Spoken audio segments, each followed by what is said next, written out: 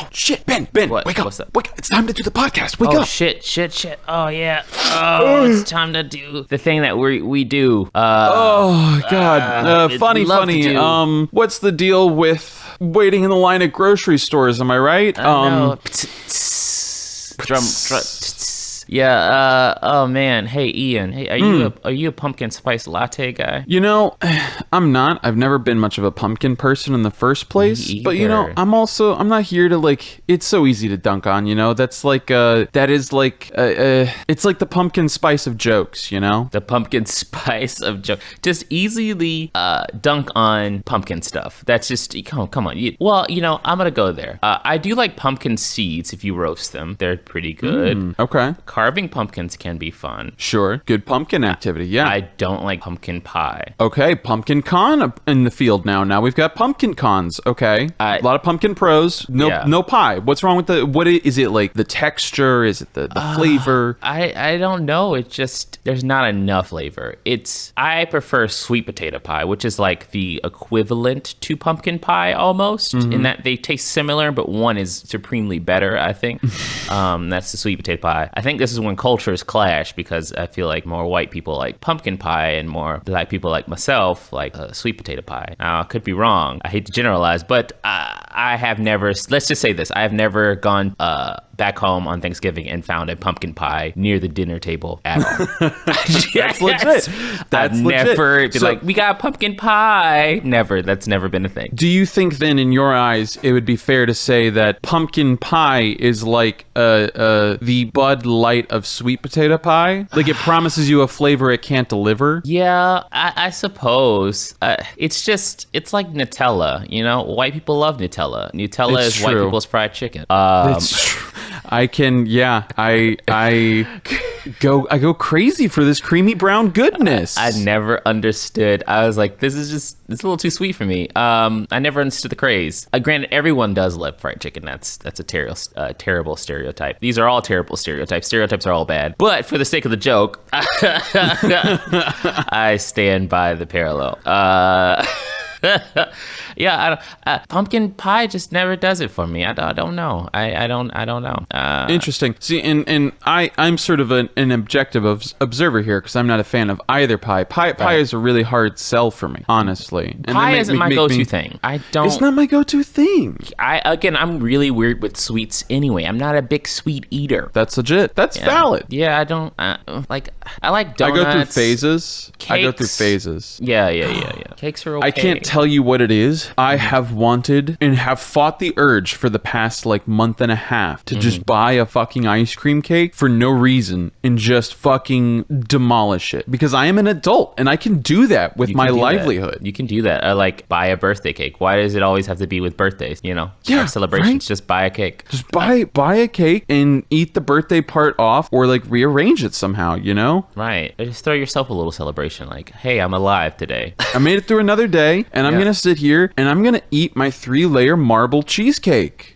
I don't know if that's a thing, but that's what I'm going with. That's what you do. I don't know. I just don't. Sweets just don't really do it. But pies definitely. Apple pie is good. You know, I could do a cobbler. A peach cobbler is delicious. Cobblers, though, is that a pie? Hold on. Cobbler is close to a pie, man. I feel like it feels pie adjacent if it isn't, you know? Yeah, it's a cousin of pie, right? In the pie family. Holy shit. All I had to do was type is cobbler and Google knew. It's like, I'm here, I know. Right. What does it say? Okay. A pie, whether sweet or savory, always has a bottom crust, while a cobbler doesn't. A cobbler is baked fruit dessert without a bottom crust, and the top crust is a kind of biscuit dough instead of a traditional pastry or pie dough. Okay, so it's a specialized type of dough with no actual base to hold in the hot fruit. You just have to pour it down your front when you eat it. Look, man, we figuring out pies and cobblers, the difference between the two. This is what keeps us up at night.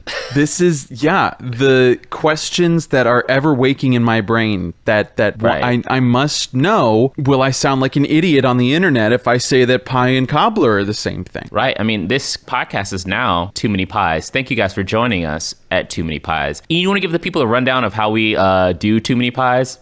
I do, friends. Welcome. If it's your first time listening, we start things off by talking about the crust. You know, it's crust versus crust. Is this crust too flaky? Is this crust too doughy? Like, Right. you know, you really need a nice balanced crust. And then we got to move on from there, you know, because it's not a whole lot. Like, what is the filling? Are we doing sweet or savory? It's called filling. That's the segment name.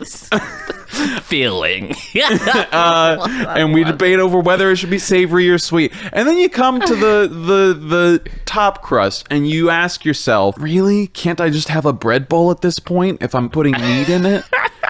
And if it's fruit, like, cool. Right. And that segment's called Existential Dread. The pie or not to pie. And that's Too Many Pies, y'all. Welcome to the inaugural episode. Yeah, Too Many Pies. And weekly we do cobbler or no. That's also a subset of Too Many Pies. So thank you so much. Be sure to tune in, smash that like and subscribe. Tell all your pie friends, you know, watch out, Great British Baking Show. Here we come.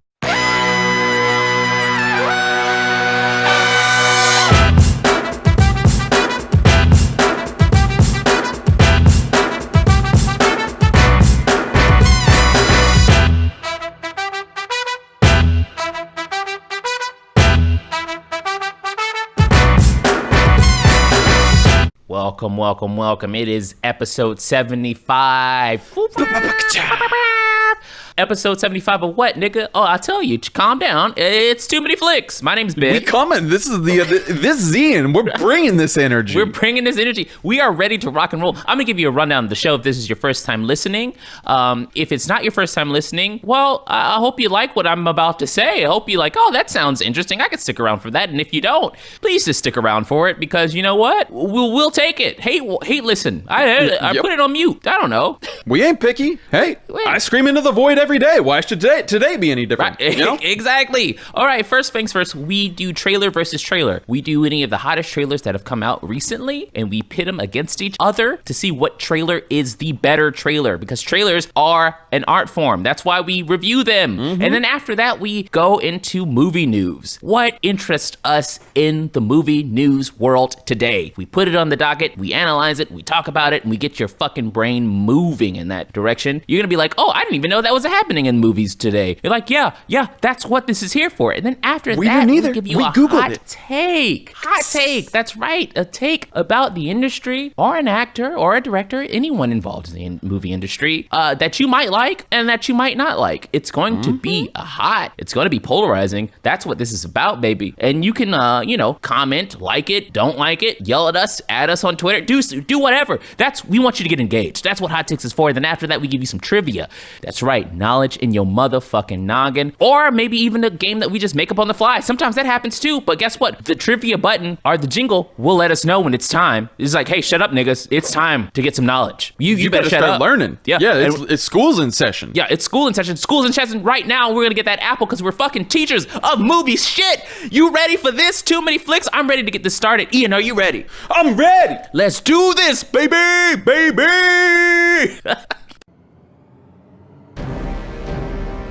Trailer versus trailer. All right. Well, here's our first segment, trailer versus trailer. We got some doozies here. It's going to be difficult, but we got to come up with one trailer who sits above the rest. All right.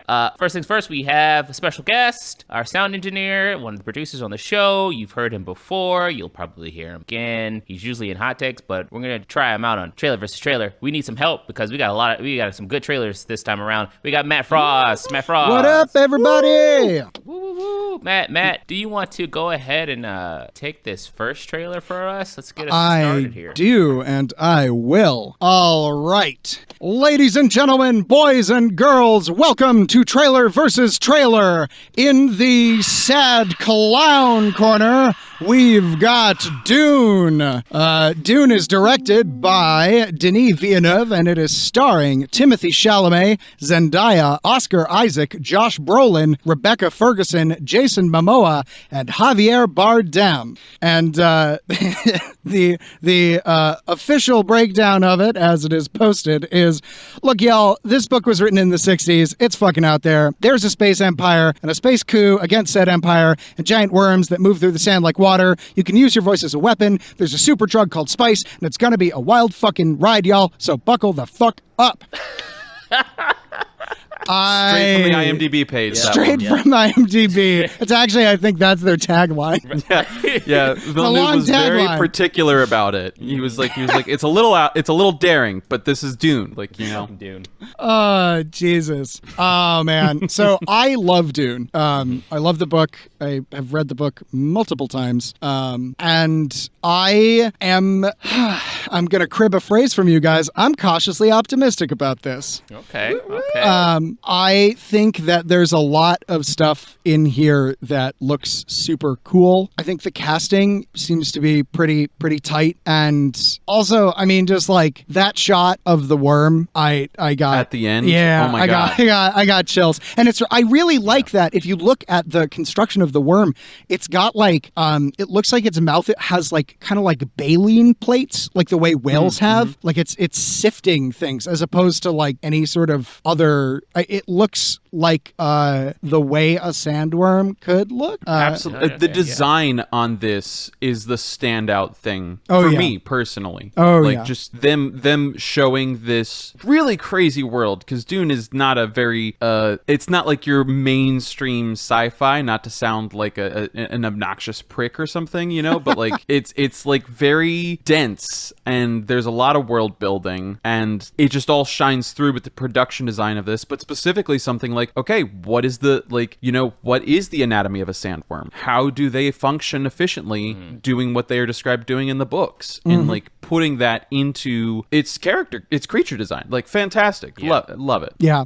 I think that this is the costume design looked really, really good. The overall filming, I mean, Denis Villeneuve knows his way around a good looking shot, you know, even though he's not pairing with Roger Deakins this time. He's not. Okay. I still think that he's bringing some of the heat that he brought from Blade Runner 2049 to this, in terms of the overall composition and the landscapes. And I think this looks really good. And I think it looks a lot better than the 1980s David Lynch version, I think. I know, Ian. Dude, but like costume design alone. Costume design alone, dude. I'm sorry, did you see Sting in the underwear? Oh, Jesus. With wings? It's amazing! It's something else. His underwear has blue wings. Dude, that is too fucking much. So one thing that I kind of felt that the 1984 version of Dune didn't really do a great job on was how they handled the weirding way. Because like in that movie, it was just kind of like you just vibrated, you know, you got all blurry. For sure. It didn't really capture what it was supposed to be in the books. And I'm not entirely convinced that this movie is going to do a better job on that, because you kind of see them using it and it looks sort of similar, but we'll see. I gotta say, I've not read the books, so I don't know much about it, but it always seemed pretty dope to me when I watched it in the 1984 VHS that I did have. I was always fucking down for it. There's actually a Sci-Fi Channel original miniseries of Dune. Yeah, it's all on YouTube. That's actually quite good and fairly true to the books. More true. Interesting. Certainly a lot more true than Lynch's iteration. Is there an alien with a vagina mouth? No. Yeah, okay, so that was a Lynch thing. Man. Yeah, I knew it was a Lynch thing. Yeah. Like in my heart of hearts. Like I knew. I mean, of course it was a Lynch thing. Come on. I need a vagina mouth. I just need it. I need it. I mean, think about when Dune was written and then imagine him writing in vagina mouth. You could talk about how it like opens and closes like a pair of lips made vertical. Can I just say though, you know? If you're talking about someone's mouth opening and closing like a pair of lips, you might need to do better in terms of your descriptions, because mouths have lips. Yeah. It's like it was the 60s, man. We were on acid. What happens when you say that the mouth moves like lips? What happens? What happens? What's in the space between, you know? Yeah. I Ben, think, you have something you want to say, Ben. I want to hear what Ben has to say. Oh, geez, I really didn't guess up, but I'll give Ben, my have a thoughts point. on Dune trailer. I haven't seen the OG movie, and I haven't read the books, but it seems like it would be right up my alley. I do know this, that there has been a little bit of controversy with casting. That help me, I'm going to butcher this. The Fremen, I believe. Fremen, yeah. Okay, good. Fremen are based off of a Middle Eastern culture. Yes, and that they haven't cast anyone of Middle Eastern. That sucks. So that's a tough one for me, doing further research on this trailer and movie. But I do like Zendaya in it. I like Jason Momoa. I love all the actors involved. They seem like they're giving really good work. I really need casting directors to do their job, though. And I really need you guys to get on that. Yeah. It will not hurt you. There are several actors who could been in that. But yeah, I'm all about it. White people looking for spice and fighting over the seasoning of their food. That's what this is about, right? It's absolutely, yeah. Right. It's actually just a documentary about the British invasion of India. We need garam masala. We need that. We need it. I will just say, I want to acknowledge something because I like Dune. However, I also think that there is one aspect of it that should be talked about, which is that Dune is a little bit of a white savior I was going to say that. And by a little bit, I mean it is entirely a white savior story. You have Paul Atreides coming in to this foreign culture, becoming immersed in the foreign culture, becoming the hero of the foreign culture. Mm-hmm. I mean, we've seen this 1,000 times. This one's fucking OG though. I mean, Dune did it. Dune did it first. Which I was going to ask, because again, I haven't read the text. Is Paul specifically written to be white, or is just general sci-fi coded him as white? I honestly can't remember if he is written as white. However, he is a member of nobility, and the book was written in the 60s. So you can extrapolate that the intention is for him to be white. Right. Now, I think his whiteness doesn't bring anything to the table. I think he could just as easily not be white. That's not what they're doing in this one. Right. But I'm not gonna lie. The whole time watching the trailer, and I really do like Timothée Chalamet. I like him a lot. I couldn't help but think that this character could have been a different color, or even non-binary. I kept having that feeling in my gut watching it, and I don't usually have that feeling about certain things. I am a huge critic of casting in Hollywood and stuff, and that probably when they listen to this podcast, when I inevitably move there, it would probably bite me in the ass. They're one of the 30 people that listen, but I don't know. I kept seeing it like I like him a lot, and I love this cast, but I kind of wanted the lead to be maybe a person of color, black or indigenous or non-binary. I feel like it may have made for a better story, but unfortunately, I think Hollywood is slow to pick that shit up. And I will say, sci-fi fans are really shitty when it comes to stuff. They are. Trust me, I'm a Trekkie, and it's so true. Trekkies are some of the worst. It's really like I think it is one of the biggest failings of the sci-fi community as a whole, because the whole point of sci-fi is to imagine worlds beyond our own and and almost more than fantasy, right? Sci-fi is kind of uniquely geared towards creating a space to look at how humankind could evolve and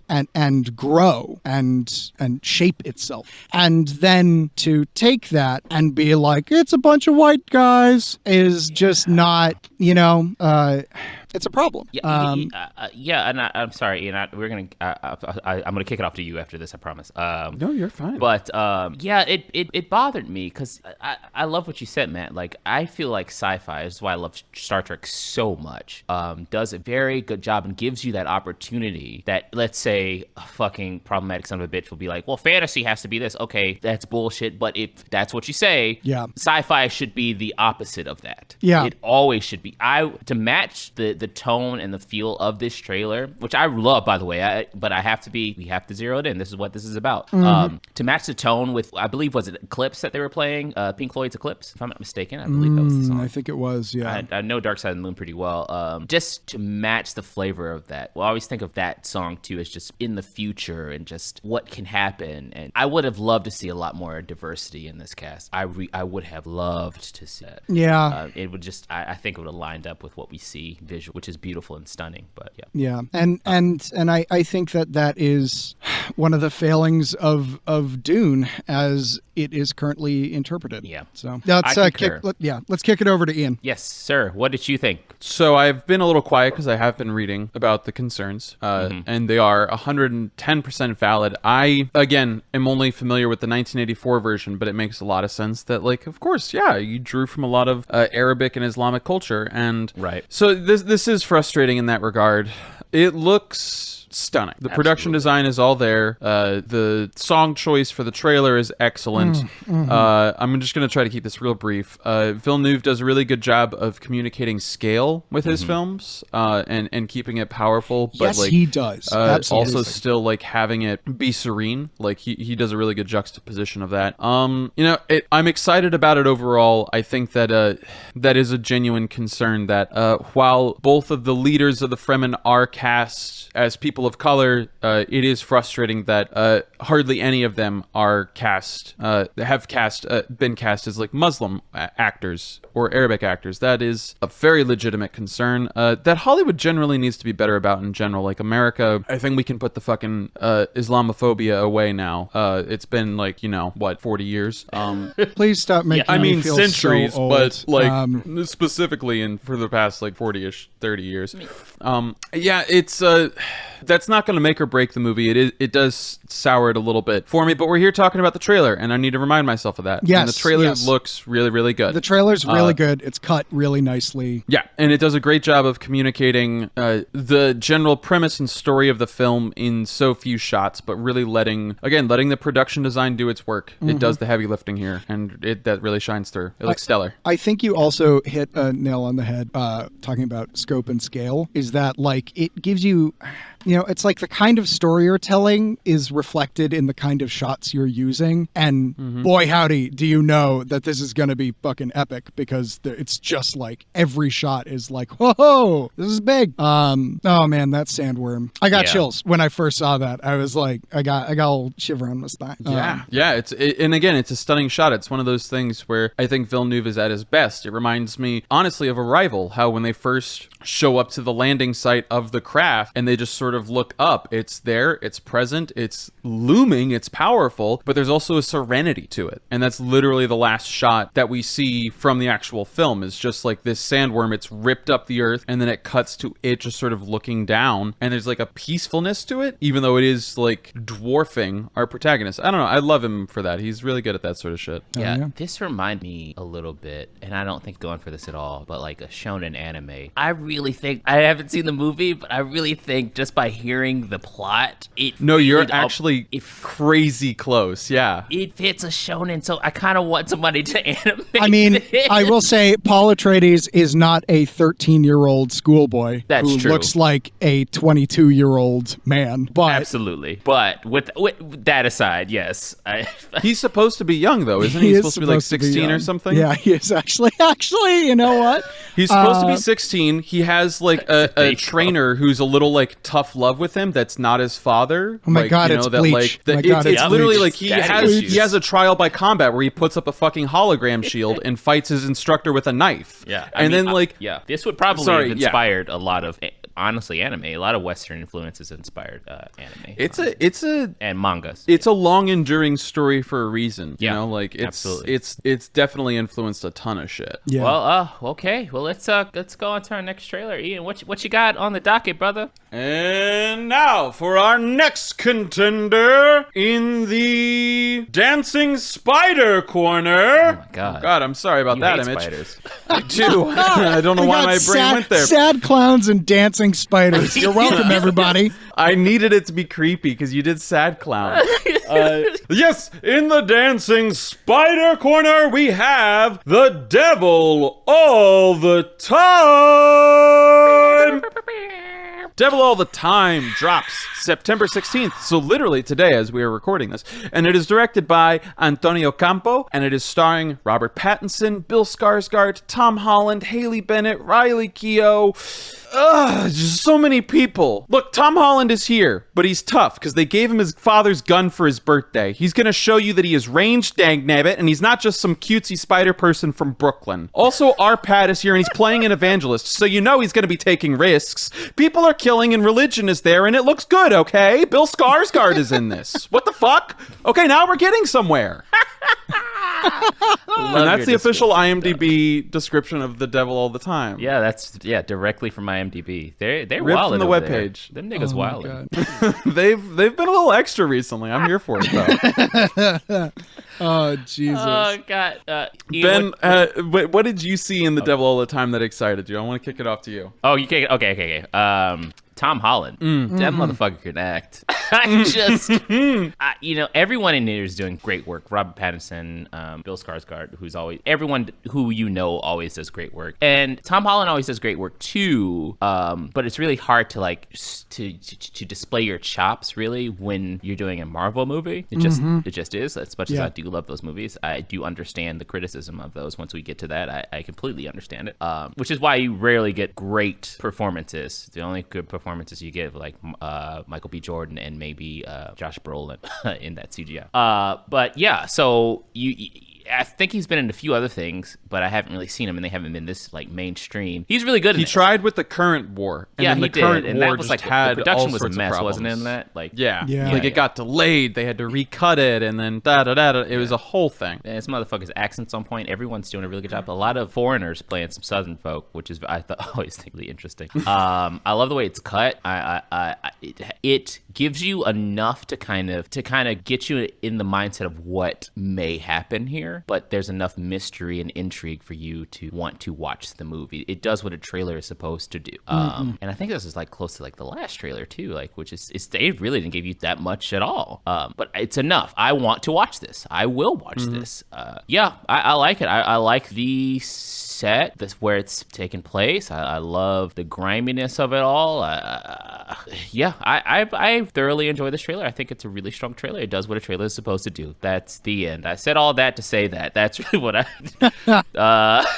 mumble. Here's the sentence. This is what it is. Matt, what do you think about this trailer? Dude, I am super stoked on this. I hadn't really heard of this. I think you guys had mentioned it once or twice, but it was really flowing under my radar. And honestly, at the beginning of this, before we had picked The Devil All the Time, I thought the Dune trailer was going to be like a hardcore shoe-in. I'm less sure now. I'm much less certain. I think this is a really good trailer. I also think it does a brilliant thing, which is, as you kind of pointed out, it gives you a sense of what you're gonna be watching, but I don't really know a damn thing. All I know is I'm ready for it. I'm gonna show up. I'm gonna be there, and I'm stoked. And God, man, every time I see Robert Pattinson in something, my heart sings a little now, because I know he's proven himself. He can do a good job, but he's still pushing. He's still doing exciting things. And this is to bring Ian, off record, we were talking about There Will Be Blood. To talk about a preacher scene.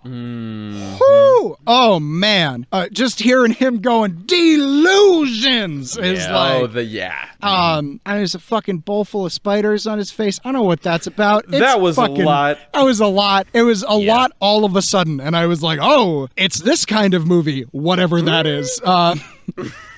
I just feel like it's going to be very good.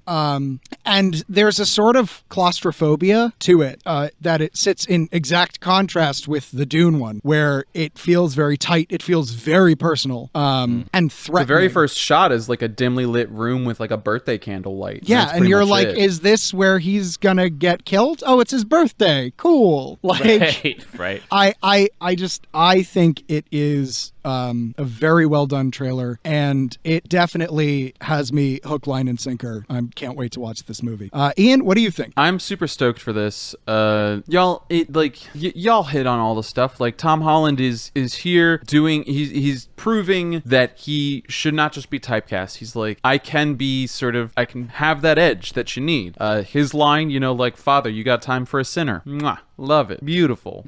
I mean, it's funny that you two already said this, but I put a general sort of thoughts paragraph at the end of my notes every time I watch one of these things. And literally my first sentence is like, I honestly don't know what the fuck this movie is, but like, it seems it's got all the themes that I like, you got like people from the ex-war, my brain is mush talking about this film because that's how hyped I am for it, Oh, yeah. I don't know what the fuck's going on, but apparently Antonio Campos is somebody. I don't know his work personally, but when I searched his name, a few things came up that were like, hey, this is exciting, he's doing this. So I believe them. This was based on a 2011 novel, so it's surprising that it's taken so long to get an adaptation, but I'm glad it is. A worthy contender. Absolutely. This week. Absolutely. If I do say so. Primarily because, the cast is so stacked, and it is so many of them doing risky, dangerous things, but that speaks volumes about a movie. I think it does. Right. I also think that this shows promise specifically because it doesn't tell us anything. Because right? Like, the whole idea for a trailer is you got to get people hooked. And if you look at a trailer for a bad movie, they pull all of the best moments from it, and Sure. and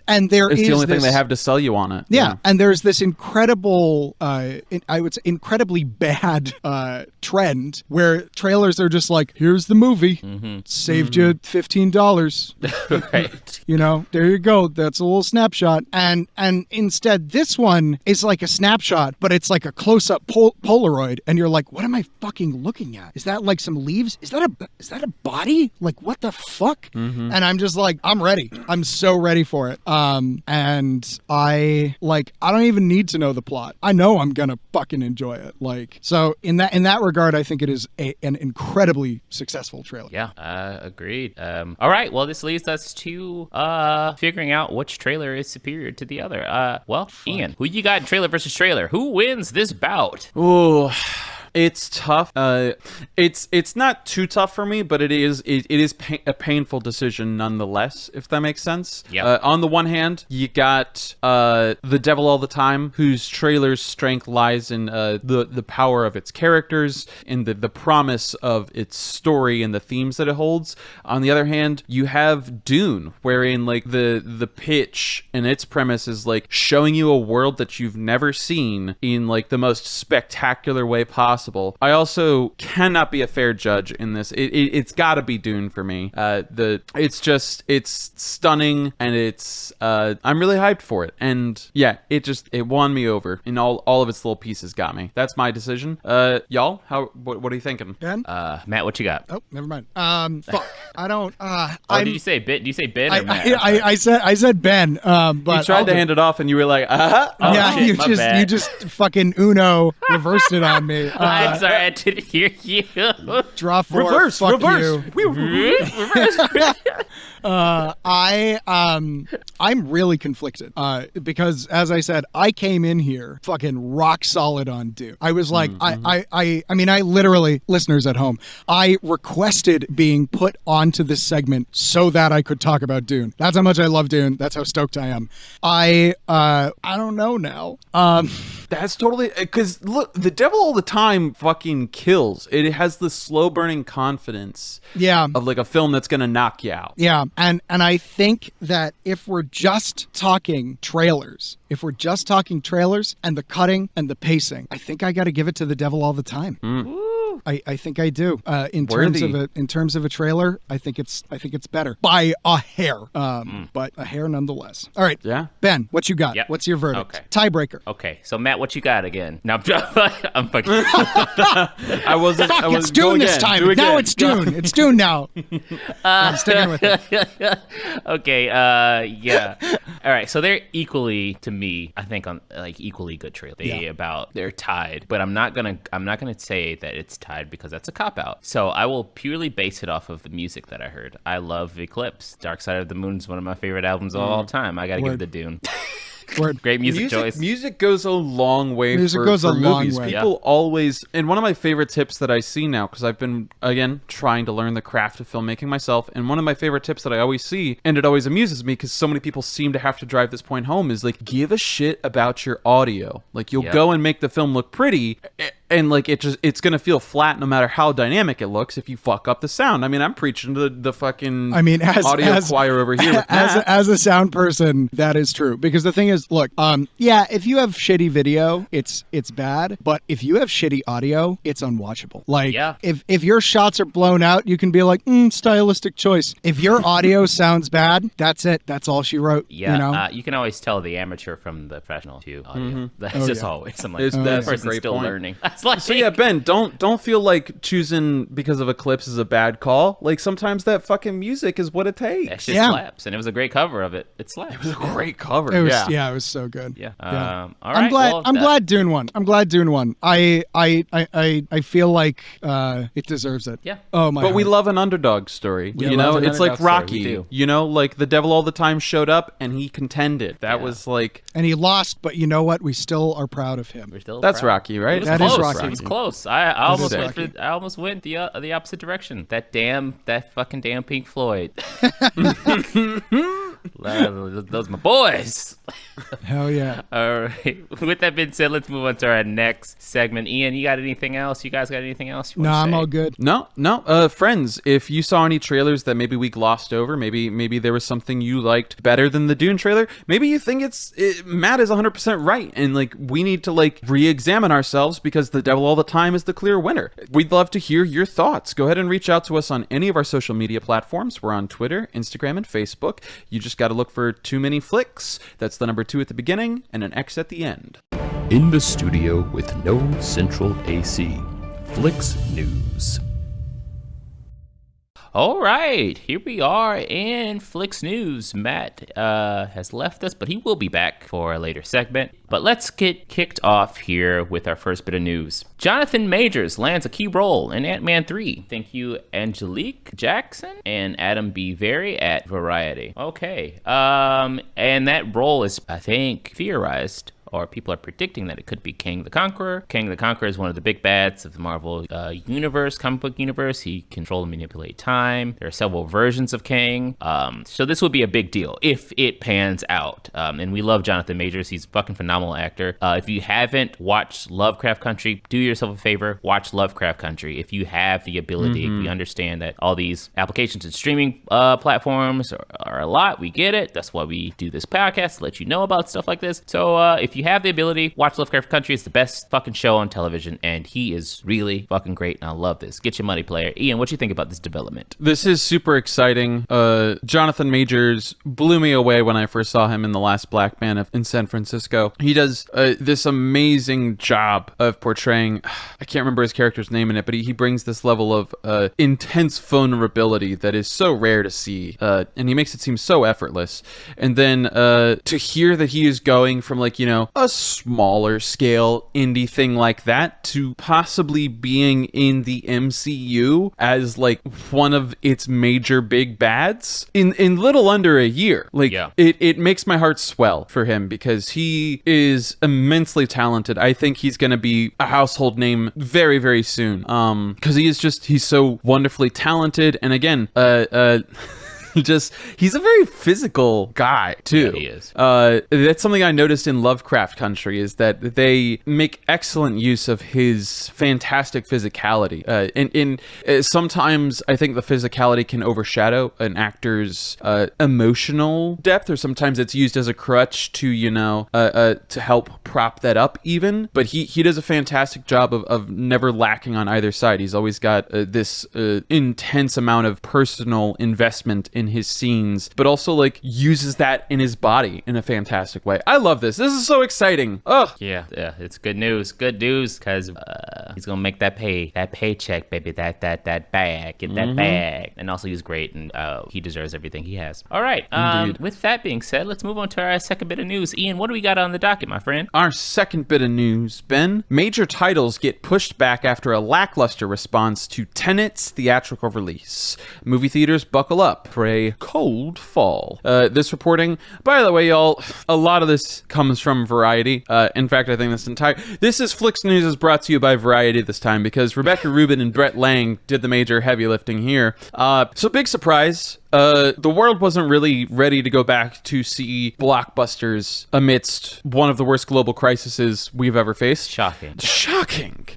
Tenet, I have not seen it. I've heard mixed things. I give it the benefit of the doubt because it's got a lot of people I love, and Nolan is not exactly a chump, but it was still an odd move. They were testing the waters, and it failed. And so now I know one of the confirmed things, Wonder Woman 1984, is now December instead of October. Black Widow's been delayed, I believe, to some sort of indeterminate time even. And there are even rumors that an insider at Disney denied to our reporters, but there were rumors of Soul possibly going straight to Disney Plus for its release. So everyone is sort of recalculating amidst the information that the people had been yelling all along that like public gatherings just aren't a good idea. Nope, not at all. This was, especially if you listen to this podcast the past 5 to 6 weeks, we have been preaching this. I have been saying this is not a good move. Turns out it's not a good move.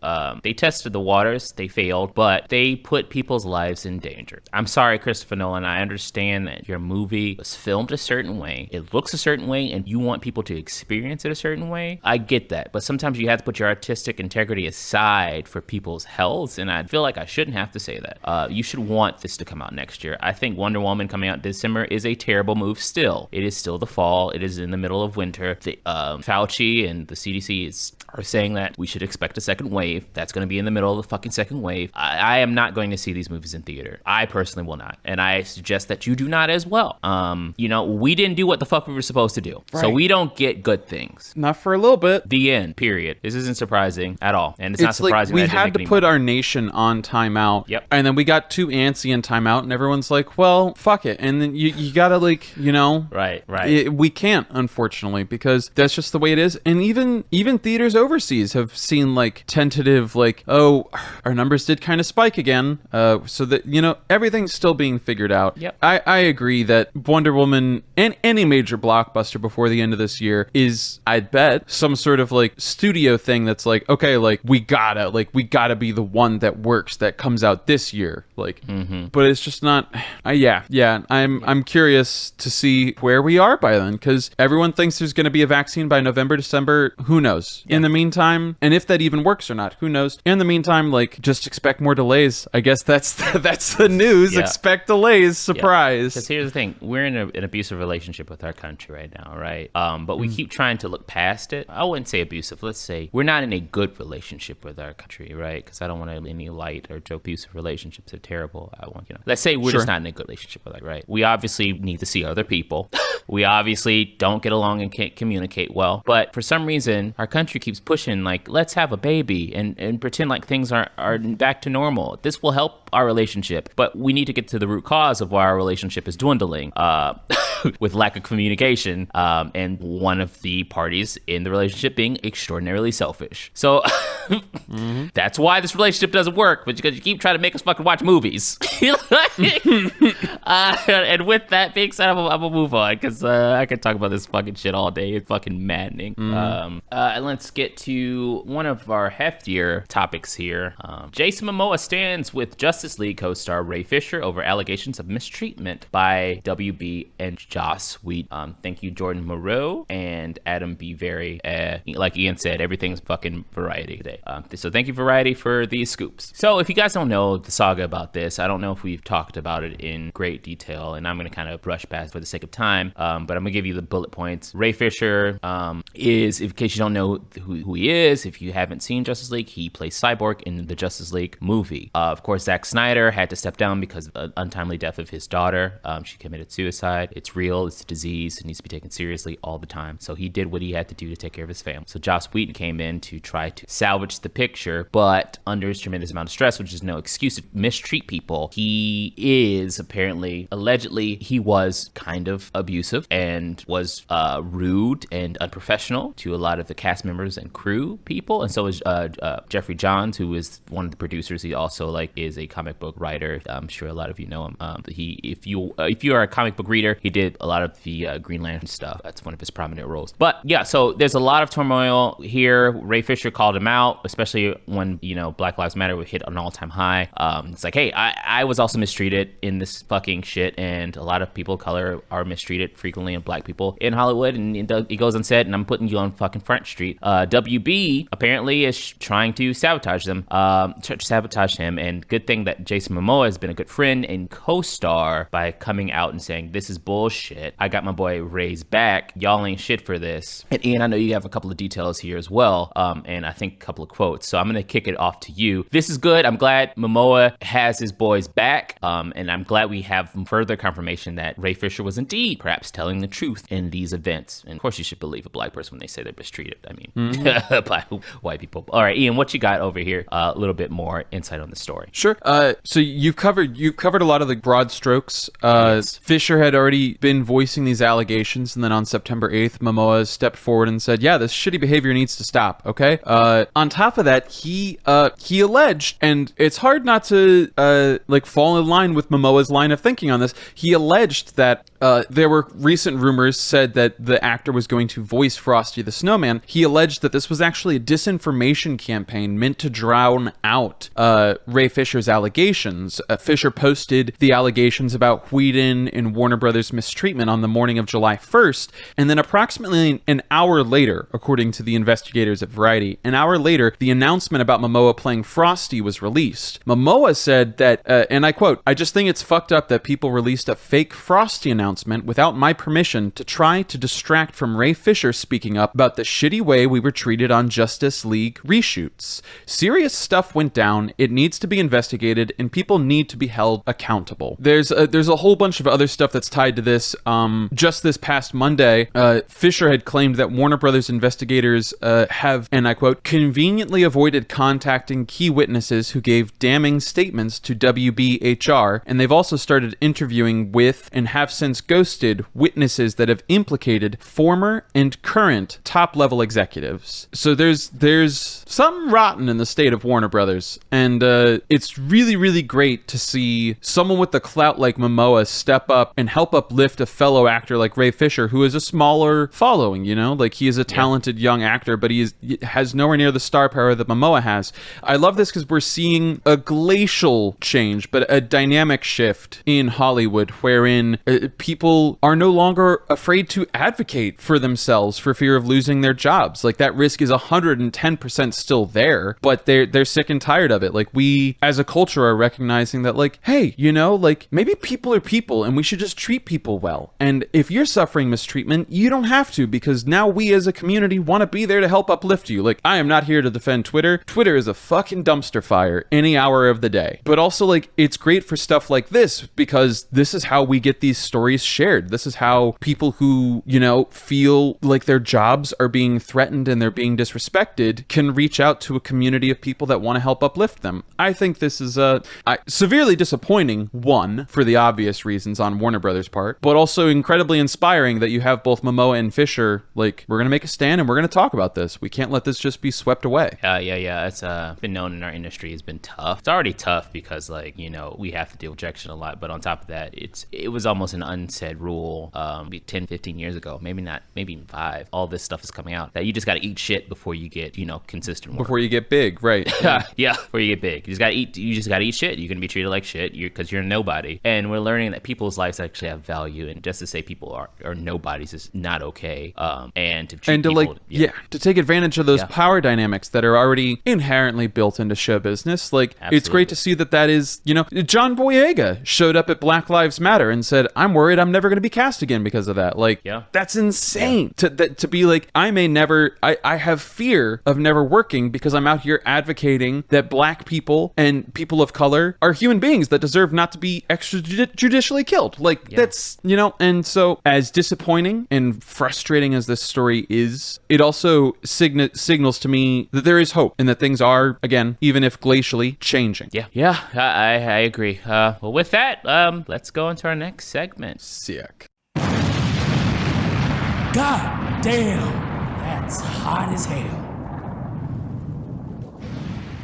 Woo! Hot! Oh, it's like it's hot. Steamy? Oh my God, I can't. I third degree burns. Stop, drop, and roll.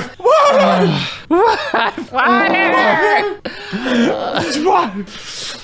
Okay, we're good. Too hot to handle. I'm good. Okay, good. I'm good. good. Too spicy. Too spicy. I'm gonna be regretting that later. Oh my God, it's like ghost peppers in here. Oh my God. That's right. It's hot takes, y'all. It's hot takes, and boy, do we have a hot take for you. Hell yeah. Who is it this week? Oh yeah, it's me. Oh, it's you. Oh yeah, it's me. Yeah.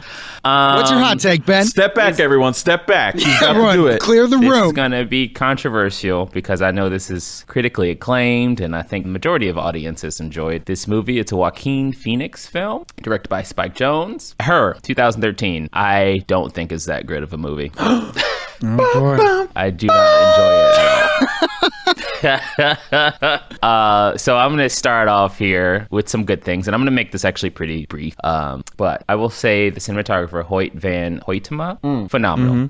Beautiful film to look at. It is colors, the lighting, production, bar none. Beautiful. I will even go as far as to say the direction's pretty decent, right? Joaquin Phoenix is always a marvel. I can watch that man read the phone book, and I would be floored. Performance great. I think that all overshadowed the story. And honestly, like, as beautiful as some of the cinematography is, there's nothing going on. It's just us watching this dude for 2+ hours. And like, okay, so I get the themes, right? Love, what is love? Is it real? How do you know it's real? Understanding that, being selfishness is a huge thing. But I don't think that one is really hit home hard enough. Or the mere fact is, I think Joaquin Phoenix is the main character here. I look up names. Sorry, You all good? Theodore is a fucking serial killer. You flip the point of view of this movie. It's fucking weird, man. And I get Spike Jonze is not filming this and didn't do this to make you feel comfortable. A lot of the goodness in this movie is the uncomfortability of what's happening. I get that. I just don't think it's necessarily effective. And I think some of the lines are very vapid and just very surface level. But again, it's pretty. It seems to me like this was the last project of and not to knock Spike Jonze or the cinematographer, because they do really good work. This is just specifically tailored to this. They're still phenomenal. But in this instance, it just seemed to me as if this was a college student's last thesis film. And they were like more focused on the visuals as opposed to the storytelling those visuals. It wasn't cohesive to me. It was boring. A lot of the times it was. And I know a lot of people are like, it moved for me. I felt connected to Theodore. I get the parallel between him not being falsifying what love is by writing his cards, and also finding someone who isn't. He has kind of the same taste of his own medicine, if you will, by the fucking computer program. That's not love. He never finds love, and I don't think he ever fucking learns his lesson ever. I don't know if that's what's supposed to be conveyed or not, but he's a user. He is.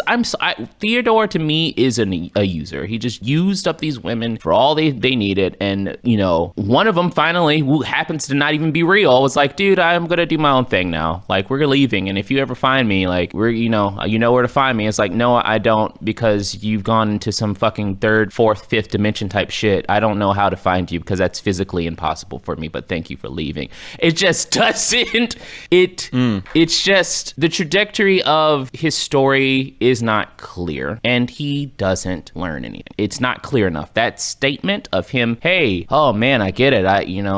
Love is not what I make it out to be all the time. It's not just romance. It's not all these things. It's dirty. It's messy. It's gross. I feel like maybe some people have picked that up from the movie. I personally didn't. I would have liked it to be cleaner. Maybe even towards the end of like, you know, I don't know. The ending just left me feel empty, and then all of a sudden the credits rolled, and I'm like, what did I just watch? There's nothing dynamic going on in the movie for me personally. So you just because I'm curious, Go ahead. To make this film, if you had enjoyed this film more, would it have helped for it to frame Theodore's choices or sort of frame him in the wrong more? Does that make sense? Like, is that sort of what you were looking for? Was more a condemnation of like Theo at the beginning, and then like we see like where he is at the end? Yes, because I think that's the story. That's the story that I always pick up when I watch this movie. It's just like, no, I don't really feel for Theo, and I love Joaquin Phoenix's performance. He does every can. Like I understand his goals and objectives, but as far as the script is concerned, I do wish there was a little bit more of a discovery with what's going on with Theo and his life, as opposed to just kind of having us. It just kind of let him off the hook a little bit. It's so interesting, this movie is, because every time he has an interaction with a woman who wasn't, he has two good interactions when he has two bad.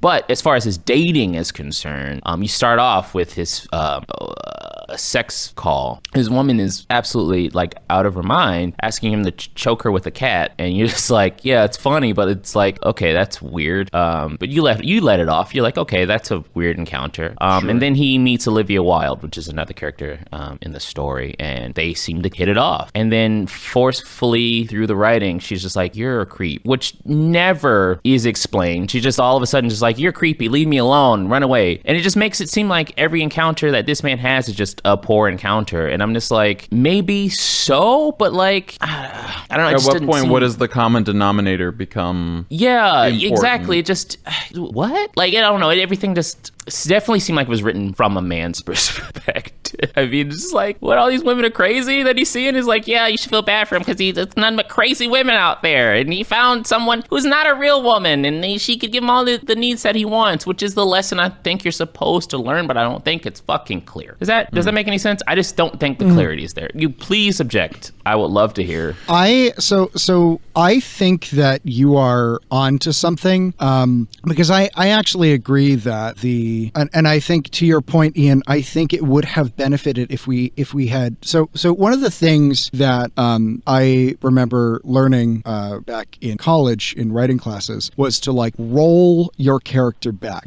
Everyone wants their character to kind of function as this perfect avatar of themselves. It's the most natural instinct, and you don't want your main character to be flawed. You want them to be a good person. However, flaws are what make us interesting, and the only way to make your character flawed is to make them more flawed than you think they should be, because then by the end of it they can learn from those. They can undo some of their flaws. They can, scrape off some of the dirt and then wind up where you want them to be. Now, there's a couple things. That scene with I actually really love the choking with the cat scene because it's so fucking out of nowhere. It's funny as shit. It's funny as hell, and it gives you the sense of this person who is like willing to do anything for a sense of connection. But the problem is that you kind of get these different. You never really get a complete picture of him, because you get the like the date he has with that woman, right, where everything is going fine, and then actually, so the moment that she flips on him is she stops him outside, and she's like, hey,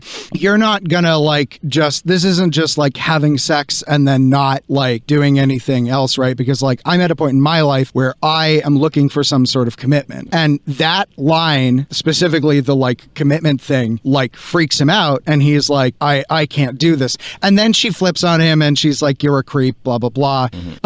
Which I think is really poor character stuff, because it just makes her seem super shitty and petty and awful, even though he's actually being like honest and sincere in that moment, because actually what he's saying is like, hey, like we should just call it a night. Like this was great. I had a great time. But like, because it's so weird to me, because it almost feels like he's giving her what she asks for, and then she like lashes out at him, and it's that's such a bizarre moment. And then there's the scene with his ex-wife, right, where she is like super shitty because she's like, oh, like you're dating a robot. Of course you're dating a robot. Like, of course you would date someone who doesn't have real emotions. But also the whole premise of the movie is that like she does have emotions, and and so that scene makes the wife look really bad and kind of takes the focus away from that whole thing. It's like it's not a salient point because we as the audience know that there are real emotions going on in this computer program. Right. And it's just like it's so unclear. And I think part of it is that it doesn't have a proper question in mind. This is like a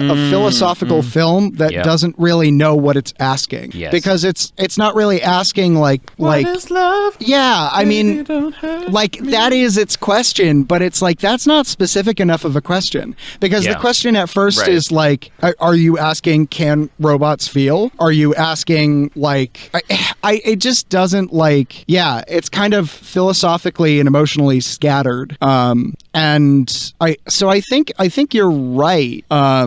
But I also think one of the problems is that, like, all we ever see of him is him kind of being, like, chill. Like, not chill, but, like, you never see him do anything bad. You only have other people telling him that he's being bad or, like, doing bad. So there's this kind of thing where you're like, all right, I guess. Supposedly he's bad, right? Yeah. Like, feel bad for him. Feel bad for him. Feel bad for him. And I'm like, in order for you to fully feel bad for someone, you have to be able to see their flaws, right? Yeah. You have to empathize with those flaws, and he's just pretty much a perfect romantic that just happens to be wrong by everything else outside of himself. I think that is a really, really that's a really important point. I think that's it is. I think that's really true. And it's also that thing where, it's like, what is the lesson he learns at the end of it all? Like, what is the lesson he learns? Because there's that whole thing where, like, you see his interaction with his wife, and you're like, well, she seems kind of shitty. And then he's talking with his friend, right? And she's like, well, her emotions were always kind of extreme. She puts that out there where like, oh, she's really extreme. And then the end of it is him writing a letter to her, like thanking her for everything. So it's like, wait, was this a good relationship? Was it a bad relationship? Who fucked this it's like. It is also in the way that Samantha, the computer program, broke up with him too. Like there's no one ever really truly called him on his bullshit. Like truly. Like his ex-wife kind of hinted at a lot of things, and you kind of like, oh, okay. But no one, like, even in the breakup, like, you think that would be the point where Samantha would be like, well, do you do all these things? And, like, it's just time for me to go. Or have that moment where they argue. She's just like, I've evolved beyond you. Goodbye. Yeah, it's just like, again, making the fault of the woman, and it's just him living in this world that's unjust to him. So it's just, it's just like, okay. Damn, son. Yeah. I'm not going to lie. You pitched this hot take last week. Yeah. And I was nervous. I was curious to see where this was going to go, but this has been excellent.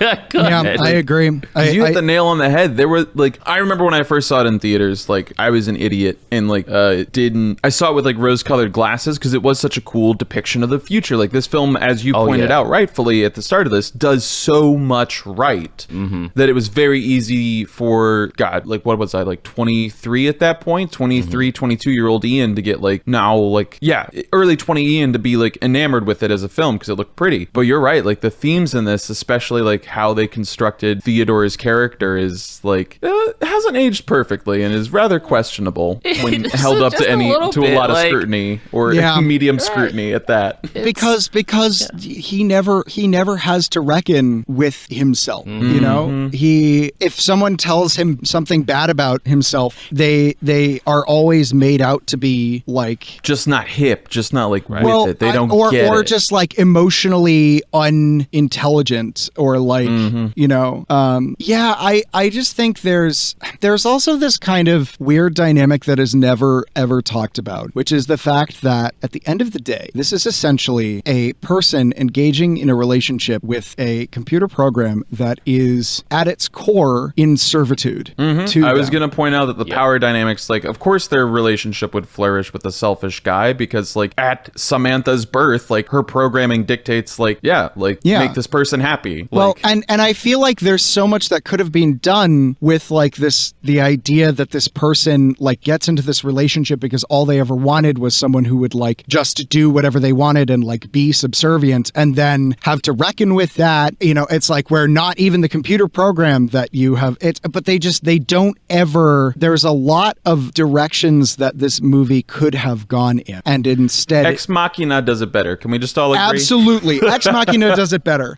Also, 500 Days of Summer, in a not in the servitude thing, but in terms of like a person who doesn't learn their. When I saw 500 Days of Summer freshman year of college and in theaters, and I remember being a dumb boy and I was like, wow, that's summer. And then I rewatched it and I was like, wow, Tom is a fucking dick. Yeah. Like he's such, and that was the point. That was the point, is that Tom never learns and he is doomed to repeat his mistakes because he hasn't learned a goddamn thing. Yep. And all of these fucking shit ass soft boys are like, but Tom really loved her. No, he didn't. He didn't love her. He didn't love her. He loved the idea of her. She says it. And we're all like, fuck you, Summer. You don't know his emotions. It's exactly what happened in her. I feel like Amy Adams' character is going to get the same treatment from him. I mean, that's of course. That's what I am lent. I wish that focus was on that just a little bit more. Yeah. Because it's there. The story, that story is there underneath it all. And I'm like, that's the story. Well, and that's the thing, is that it's the story of a user as told from the user's perspective. Yep. You know, it's the story of someone who, and isn't it ironic? He's a user, computer programmer. I was gonna make the pun, but I was like,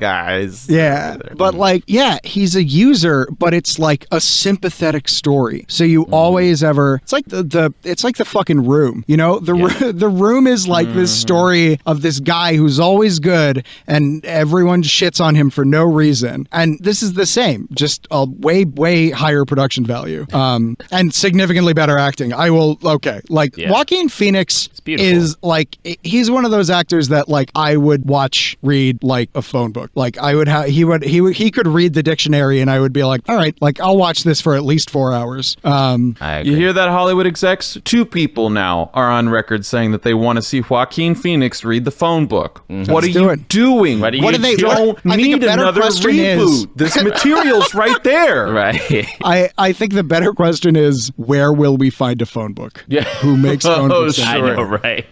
MGM has to have one somewhere in the prop attic. Like, I know they had to bring it down for a while, but go digging. Man. All right. Well, that's my hot take. Dude, that's a really good hot take. That is like super. That is way more nuanced than I was like emotionally ready for, and I'm glad, because it's you're 100% right. Yeah. All right. Well, does anyone else have a hot take for next week before we go to the next topic here? I think I might have something here. Okay. All right, let's get ready for this. So just brace yourself, folks, because this was something that even Ian might not have agreed with until like a week or so ago. I think that TikTok and other short form video formats, but specifically TikTok at this point in time, is going to do wonders for the future of cinema. Okay. Fucking tune in next week, everybody. I want to hear this.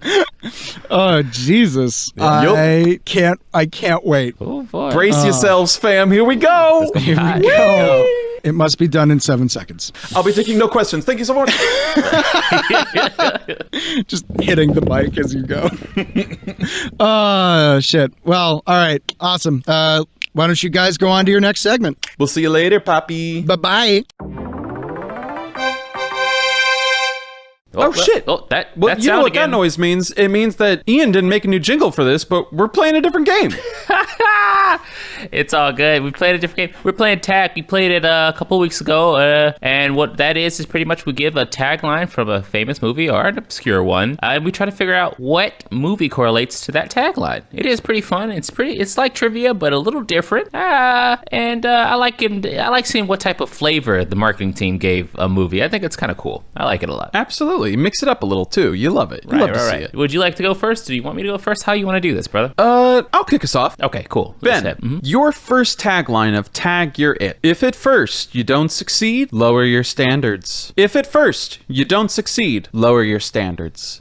Was this movie Tommy Boy? Was this movie 10 Things I Hate About You? Was this movie Raven Simone's Revenge of the Bridesmaids? Or was this any movie starring Dane Cook? Stop. The first one, Tommy Boy? It was Tommy Boy, Okay. yeah. Oh, God. I actually didn't know that one. That's fair. Bada bing, bada boom. All right. That's the first tagline. Ben, you got one for me. Challenge me. Tease this brain of mine. Life is one long, insane trip. Some people just have better direction. What tagline is this from? I'll repeat it. Life is one long, insane trip. Some people just have better direction. Is it Donnie Darko? Is it Fear and Loathing in Las Vegas? Is it Pink Floyd, The Wall? Or is it Ashes and Snow?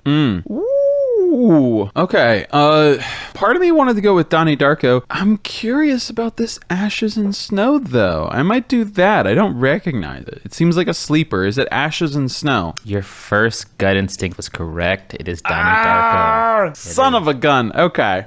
All right. I'll come back. I gotta believe. Okay. Whew. All right, Ben. Are you ready? I am. Meet the only guy who changes his identity more than his underwear. Meet the only guy who changes his identity more than his underwear. Was this movie The Bourne Identity? Was this movie Fletch? Was this movie The Mask? Or was this movie Get Smart? Get Smart? It was actually Fletch, which I have no idea what it is, but it's a Chevy Chase comedy that apparently is not that great. Okay, yeah, that's a good one. That's a good one. All right, are you ready for your second one, sir? I am indeed. What you got for me? Experience it, enjoy it, just don't fall for it. What tagline goes with what movie? Or what tagline does movie goes with this? Or what movie goes with this tagline? Jesus, what am I saying? I'm tired. All right, is it Blow? Is it Rockstar? Is it Almost Famous? Or is it That Thing You Do? Could I have the tagline one more time? Experience it, enjoy it, just don't fall for it. Okay. And the options? Blow, Rockstar, Almost Famous, or That Thing You Do. I'm gonna go with That Thing You Do. Oh, no, sir. It is actually Almost Famous. Almost Famous. Ugh, that was like my another gut reaction discarded because I was like, they're probably talking about, the veneer of fame, like don't believe it, But I was like, no. I tried to play 4D chess and I ended up just looking like I was playing 2D checkers. I don't know. All right. What you got for me, sir? Okay, Ben. Lieutenant John Dunbar is about to discover the frontier. I'm gonna do this again. This needs second read. Matt, I love you. Thank you. Lieutenant John Dunbar is about to discover the frontier within himself. Is this movie The Frontier, Frontier Horizon, Triple Frontier, or Dances with Wolves? Yeah, Dances with Wolves. It is Dances with Wolves. I made a goofy one. Just like, what an awful fucking tagline. Yeah, the movie's pretty good, though, aside from the white savior complex. But yes. That's what I hear. It's longest. I got a bonus one, but I want to take my third one. I got a bonus one for you. Okay, all right. I'll look forward to that. Are you ready for your third one? I am indeed, yeah. See our family and feel better about yours. See our family and feel better about. Is it The Addams Family? Is it Knives Out? Is it August Osage County? Or is it The Simpsons movie? It's got to be August Osage County. You would think it was actually The Simpsons movie. Oh man. Oh wow! I just fumbled them all. Those are good. I just gave really solid answers, I think. You did. You buried that one there. That was a good one. Yeah. Could have been any one of those.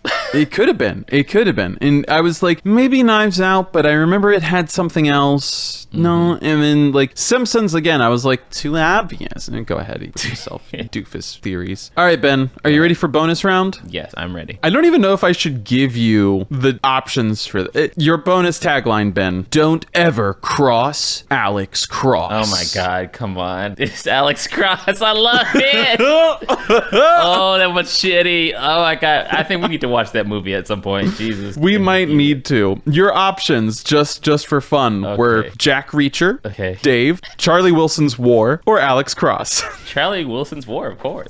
Of course. I cannot with it. Oh, Tyler Perry thought he was going to be an action star. Oh, poor baby. Oh, no, baby. No. I know, that's why I was looking for ones to do, and I was like, that one's just too good not to tack on. There's no way it would actually work as a question, but... She's good. Yeah, I like that one. All right, well, that ends Tag You're It.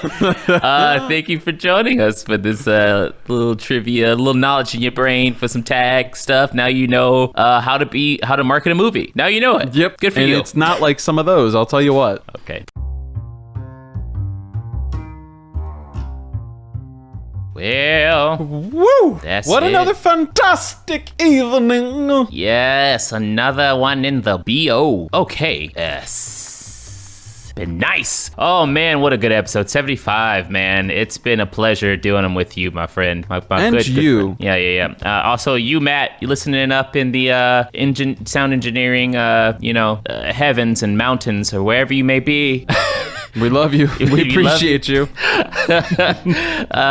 Thank you so much. And we love and appreciate you, dear listener. we do, absolutely. For tuning in and making this happen week after week after week after week. Week after week after week. If you want to engage with us, there are several ways to do it. Ben, if the people wanted to, where could they find you, speak with you, learn about you? Who are you? What do you do? And what is your favorite type of vegan cheese? Oh my God! Because I know you won't have love vegan that. shit. I love that. I want to get people on the tip who might be lactose intolerant and are vegan. Yeah, they might be struggling. Yeah, absolutely. My name's Ben Jenkins. Hey y'all. You can find me on Twitter at BTJenkins91. You can find me on Instagram at Benvolio91. You can find me on Facebook at Timothée Jenkins. If you are a casting director and you're looking to hire a brother, you can find me on BenjaminTimothyJenkins.com. Just got some new headshots like maybe a month or two ago. Not trying to brag, but I'm ready to work.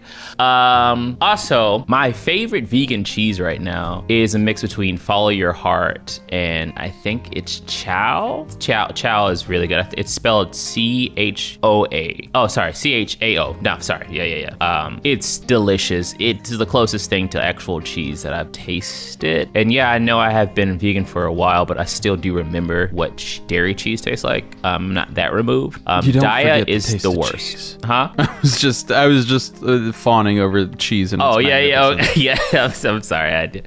No, not at all. You said Gaia is the worst? Daya cheese, Daya brand, I do not care for. It is good, like if you're gonna like put it on a burger because it'll melt down. And also if you want to use it to melt stuff with, like it's a good melting cheese, but it's not a good. You can't just open up a package and eat the cheese. With Chow and Follow Your Heart, the consistency is there.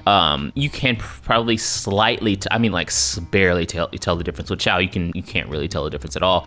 I can eat it out of the package. Like that's how good it is. It doesn't have that chalky, gross taste to it that Daya still does. They're still working out their ingredients. But yeah, that's my favorite vegan cheese. Mighty impressive. Yeah, absolutely. All right, Ian, why don't you tell the people who you are, how to get in contact with you, and what is your favorite cologne? Interesting. Okay. Yeah. Hi, all. My name's Ian. You can find me in the social media sphere on Twitter, Instagram, or Facebook. I'm on Twitter as Sir Yikesalot at BabyGotKnack. I'm on Instagram as SockNinja888, and I am on Facebook as Ian Muentener, if you care to try to spell that. If you're trying to get in contact with me, my phone number is 72...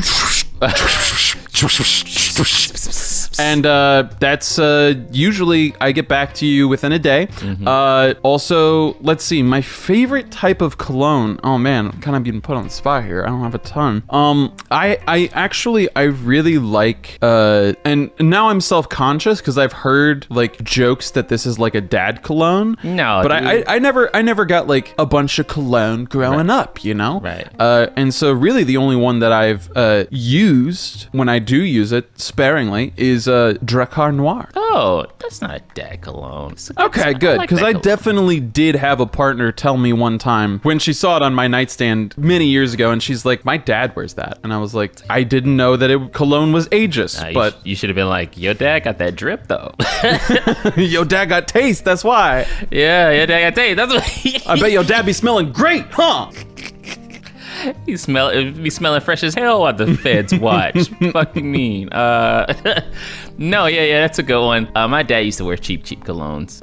May you rest in peace. But he did. They were awful. They were like Mike, like Polo. They were always. Oh, that's amazing though. Yeah. Like the character that comes with that. Right. I like Polo. I know that's probably also considered a dad cologne, but I don't rock too many colognes. I just like a good deodorant. Yeah, that's the thing. If you have a good deodorant, that's the thing that's doing all the major work. Right. Yeah. You know? With that, Aqua Reef all the way. Yeah, there you go, baby. And And that is how we're gonna wrap it up with the colognes. You're like, Ben, Ian, you're throwing colognes at me, but you're telling me to watch all these movies, what about perfumes? Aren't they the same thing? I don't know. I know you're watching a lot of movies. I know you want to smell fresh, and that's why we're trying to give you all this information. I know we just did tack. You're it, and you're like, oh, these are great tack lines. Do you want me to watch all this stuff? That's a lot of stuff, dude. My blood pressure is high. What am I gonna do? The world is literally ending before me. You have a podcast about movies. What do you want from me? Well, don't worry. Just calm down. We got you, brothers and sisters and people. We love you all, but we got you, okay? We understand. It's a lot of shit going on. The world is falling apart. Our democracy might not last for more than 4 more years. We don't know what's gonna happen, but we will watch these fucking movies, baby, because we are Too Many Flix, and we watch all the flicks so that you don't have to.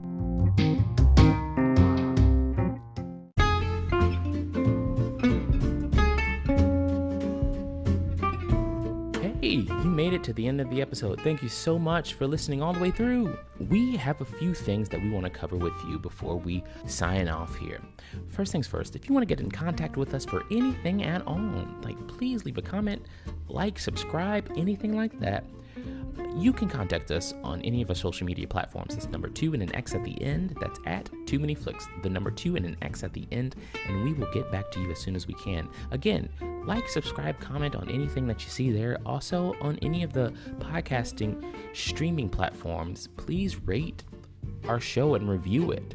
That way we can trick the algorithm into thinking that we have a lot more listeners than we actually do. But we do have a faithful base of listeners, and we are happy that you guys are with us, because we can't do it without you. Also, if you want to get in contact with us via email, you can do that as well. That's toomanyflix.chicago@gmail.com. That's toomanyflix.chicago@gmail.com. And I'm almost done, guys. I promise you here, but I want to let you guys know that this show is moving in different directions. Not anything too drastic, but we're trying our best to finally take that step forward and move the podcast over to, platforms like YouTube. So that way, not only can you listen to us, but you can hear us, because we understand that not everyone can listen to an entire podcast without any visual stimuli. And we want to give more people a chance to actually see the background and how things work behind the scenes, and we can just establish a really cool dynamic between viewer, listeners, and us, because you guys are a part of the show just as well as we are. You help us make it just as well as we make it ourselves. So again, we thank you very much. Also, we have D&D podcast coming soon. That's going to be headlined by our good friend and audio engineer Matt Frost. Be on the lookout for that. So we need some time to make these moves happen. So what's going to happen here with the structure of the show is that we'll drop Too Many Flix proper every 2 weeks. We know there's a lot of movie news, a lot of things going on right now. We will get back to our weekly schedule, but for right now, we're kind of front loaded with a lot of the business side of everything. So we want to make sure we get everything done in a professional manner. So you'll see the show fluctuate from week to week, which is good. It's a good thing. We'll just have a lot of news to cover in that week, but we will do it enthusiastically like we always do. But Stream Theory, which is a little easier for us to produce, will come out weekly. So you can still look forward to a show being weekly. And that Stream Theory, we will review anything that's on a streaming platform. And Too Many Flix proper, that's every 2 weeks. Just giving you guys a heads up, because we have so many things in the works for you. Just be on the lookout in the next couple of months or so. We're trying to grow the Too Many Flix brand as large as possible without it being overwhelming. So just be patient with us as we try to traverse new territory in this media business. And again, thank you guys very much. Also, we will have links to Black Lives Matter foundations in the details as well. We are not tone deaf. We do know that Black people are still being killed by police officers. It's just no other way to put it. It's disgusting. We believe that Black Lives Matter here, and we will always do that. And we want to put that out there. Please donate. It's happening here in Chicago. It's happening everywhere. We're sick and fucking tired of it. And we want to make that a part of this show as well. So if you listen, that means you got to be in support. That means we got to do the legwork just as well as everyone else. And we will use this platform to make sure that people understand the importance of Black Lives Mattering. And that's every Black life. And we want to make sure you understand that. That way we are on the same page moving forward. All right, I'm out of here, guys. I know it's a longer housekeeping message than usual, but we have a lot to cover. So, okay, bye. Love you. Thank you so much for listening.